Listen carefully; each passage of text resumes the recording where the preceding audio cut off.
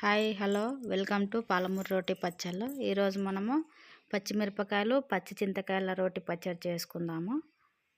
అది ఎలాగో అనేది వీడియోలో చూసేద్దాము. ముందుగా మనము పచ్చిమిరపకాయలు మొత్తం క్లీన్ చేసుకొని తొడిమలు తీసి పెట్టేసుకోవాలి. వీటిలో సాల్టు అది అనేది తర్వాత వేసుకుందామండి. ముందుగానే వేసుకుంటే ఏమవుతుందంటే మనకి వాటర్ వచ్చేసి కంట్లో పడిపోతుంది మొత్తము.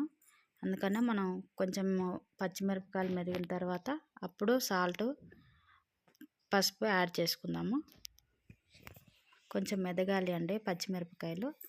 కొంచెం మెదిగాక అప్పుడు యాడ్ చేసుకుందాము.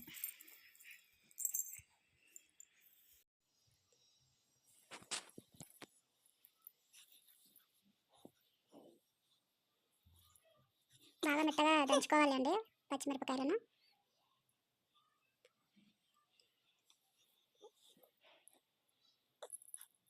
ఇదిగోండి బాగా కొంచెం మెదిగాయి కదా, ఇంకొంచెం మెదిగాక అప్పుడు మనము సాల్ట్ పసుపు యాడ్ చేసుకుందాము.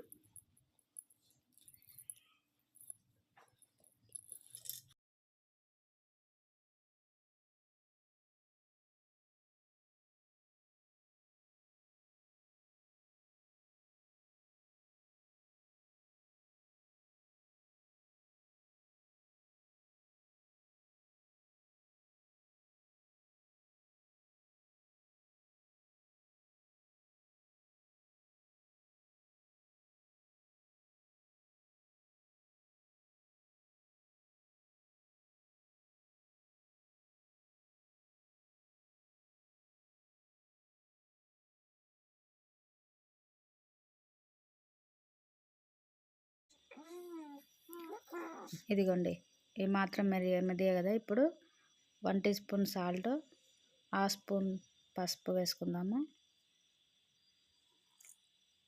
పసుపు, కొన్ని వెల్లుల్లి రెబ్బలు, ఒక 5-6,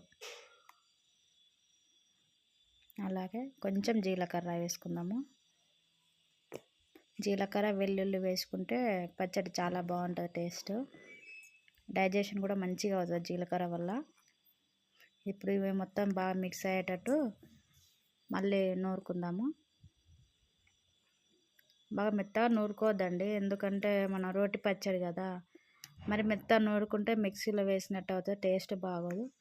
కొంచెం కచ్చపక్కగానే ఉండాలి ఎప్పుడైనా కూడా రోటి పచ్చళ్ళు. అలా ఉంటేనే టేస్ట్ చాలా బాగుంటుంది. బాగా నూరుకోవాలి పచ్చడి ఎప్పుడైనా కూడా. ఇది పచ్చిమిరపకాయలు కదా, ఆయిల్లో వేయించలేదని మీరేమనుకోవద్దు. ఎందుకంటే ఏం కడుపులో నొప్పి మంట అట్లా ఏం రాదండి. టేస్ట్ మాత్రం చాలా బాగుంటుంది. చాలామంది చింతకాయ పచ్చడి పెట్టుకుంటారు కదా, అలానే సేమ్. కాకపోతే మనము 1 డే 2 డే వరకు మాత్రము మనకు తినాలనిపించినప్పుడు కొంచెం ఇట్లా చేసుకొని వెంటనే తినేయచ్చు. నిల్వ పచ్చడి ఎక్కువ పెట్టుకుంటాం కదా, అలా కాకుండా ఇది కొంచెం పచ్చిమిర్చి కొంచెం చింతకాయలతో తక్కువ ప్రాసెస్లో మనకు తినాలనిపించినప్పుడల్లా చేసుకొని తినేయచ్చండి ఇది.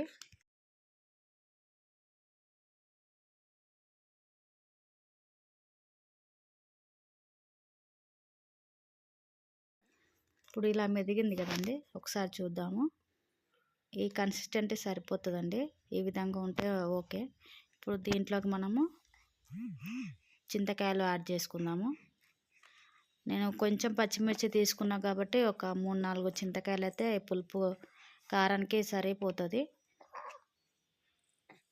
ఇప్పుడు వీటిని కూడా బాగా మెదుపుకొని బాగా మెత్తగా దంచుకోవాలి. ఈ రెండు బాగా మిక్స్ అయ్యేటట్టు దంచుకోవాలండి. ఇప్పుడు బాగా చింతకాయల్లో గింజలు ఉంటాయి కదా, అవి మొత్తం మెదిగిపోయేసరికి ఒక్కోసారి కొంచెం చేదు కూడా అయ్యే అవకాశం ఉంటుంది. అందుకని మనం గింజల్ని తీసేసుకోవాలి.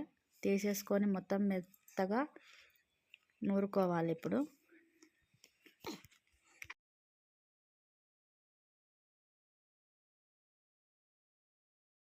ఈ విధంగా ఉంటే సరిపోతుందండి.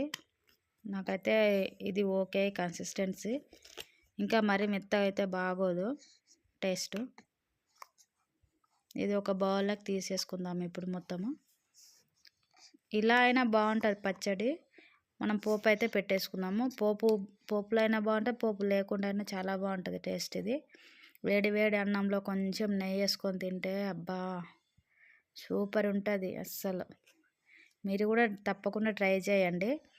చాలామంది ఇప్పుడు చలికాలం కదా, ఈ టైంలో ఇలాంటి పచ్చళ్ళు అయితే చాలా బాగుంటుంది టేస్ట్ మాత్రము. ఇది ఒక బౌల్లోకి తీసుకుందాము. ఇప్పుడు మనము దీన్ని ఇప్పుడు పోపు పెట్టేసుకుందామండి.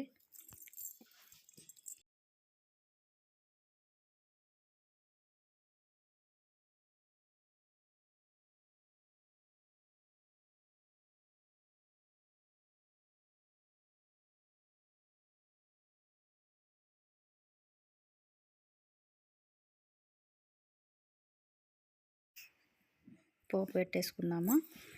స్టవ్ వెలిగించి చిన్నది కడాయి పెట్టేసుకొని ఒక 2 టీ స్పూన్స్ ఆయిల్.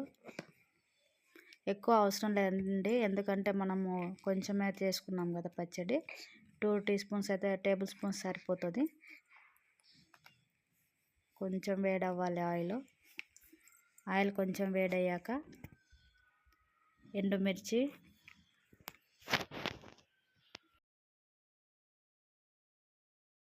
ఆయిల్ వేడైందండి. ఇప్పుడు మనం దీంట్లోకి కొన్ని ఎండుమిరపకాయలు ఒక 2,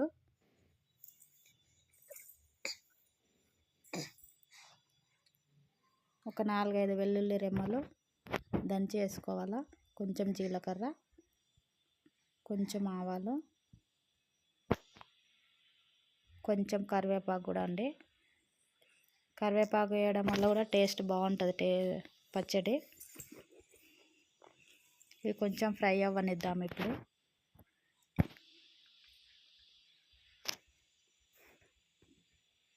కొంచెం ఫ్రై అయిన తర్వాత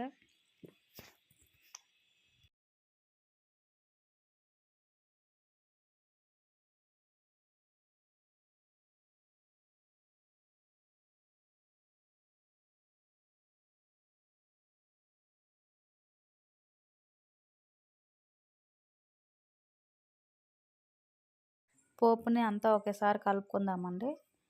పోపు మంచిగా ఫ్రై అయింది. ఇప్పుడు దీంట్లోకి కొంచెం పసుపు యాడ్ చేసుకుందాము.